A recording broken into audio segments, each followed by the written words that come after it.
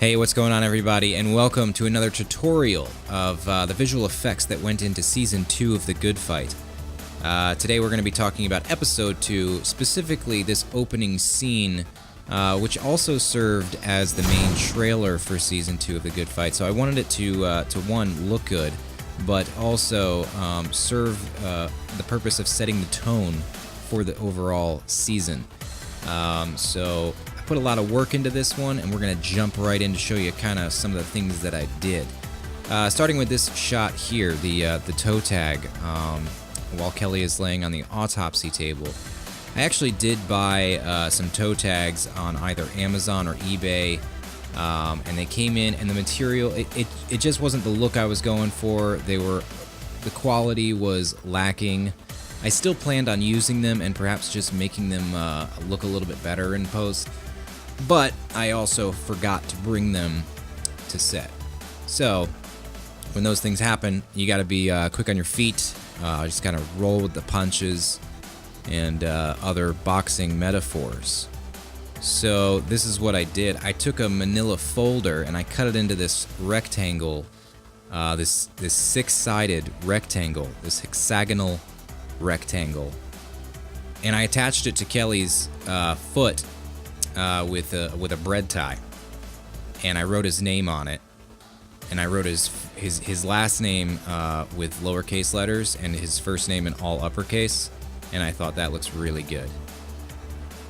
And then I came to my senses later on and decided I need to really make this look a bit more professional.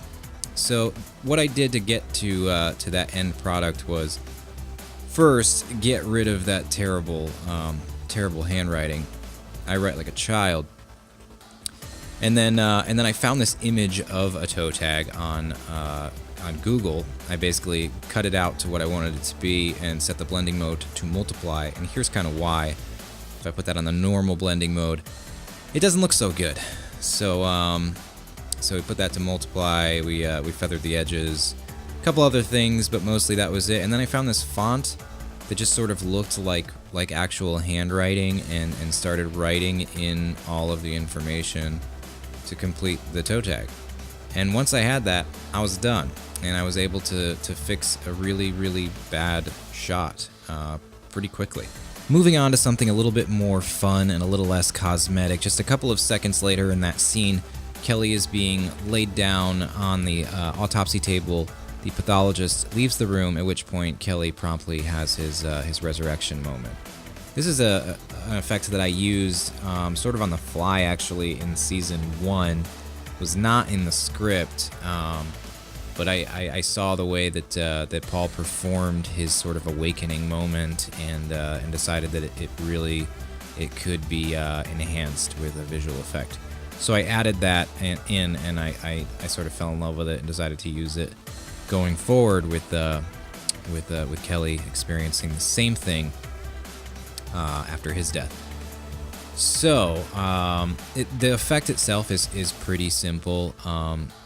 Again, this is not a free asset. This is done with optical flares, which is an asset by Video Copilot, designed by Andrew Kramer. It's definitely worth every penny that it costs, because it's, again, so damn versatile. It's usually used for things like making optical flares in your footage, but it can be used for so much more than that. And in this case, I used it as just sort of little light orbs, and I sort of changed a lot of the parameters to sort of make it blend into his chest here, as it's being obscured by more bone, skin, and stuff like that, and then sort of coming really bright into the screen as it approaches his eyes. And that was basically it. Simple effect. I think it goes a long way to sort of telling the story of these characters. And then again, we were not done with this scene just yet, as we still had a little bit more to do later in the scene.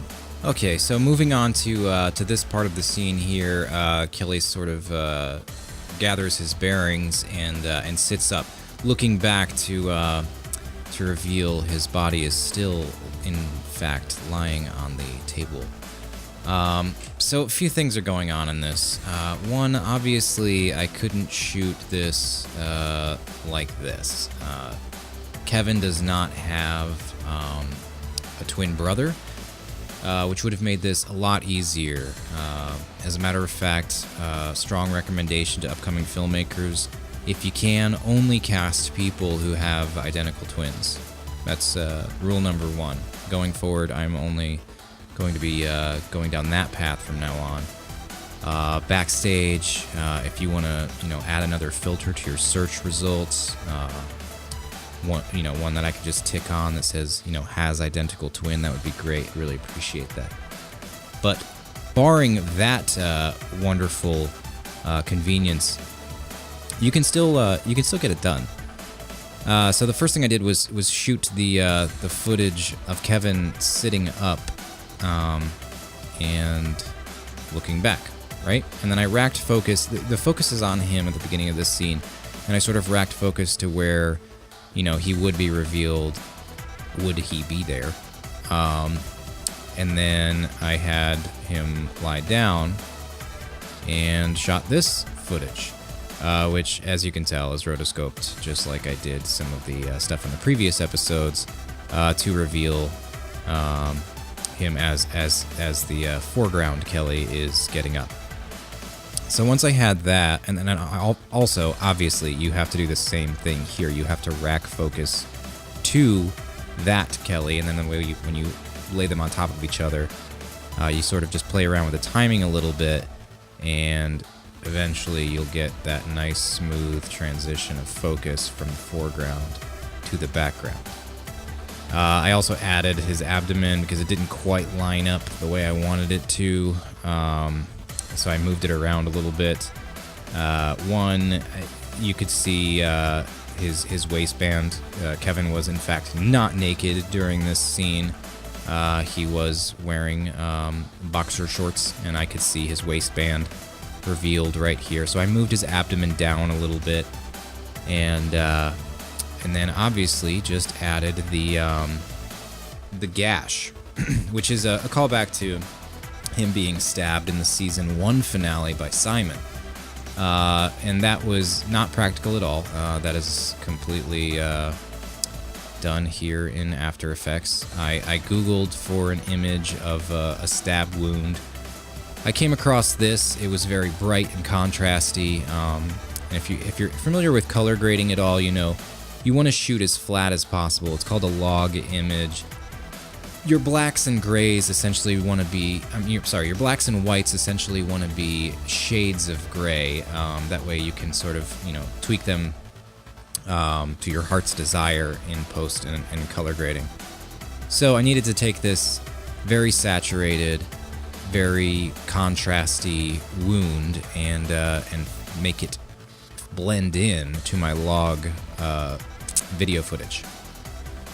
So again, I messed with the brightness, the contrast, the hue, the saturation, and got it to sort of blend in like that. I played with the positioning of it quite a bit before I got kind of what I was looking for. There were other issues with it as well.